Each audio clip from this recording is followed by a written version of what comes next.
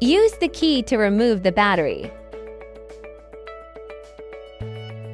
Press and hold the powered on button for 15 seconds to discharge the residual electrical energy. Use a 4mm hex key to remove the 4 screws that secure the battery base.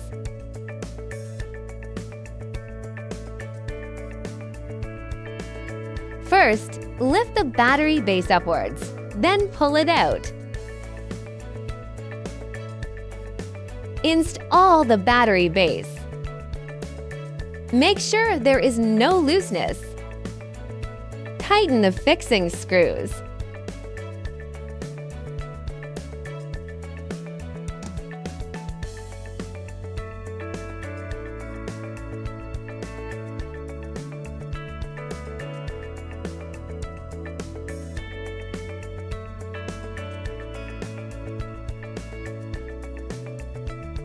Install the battery.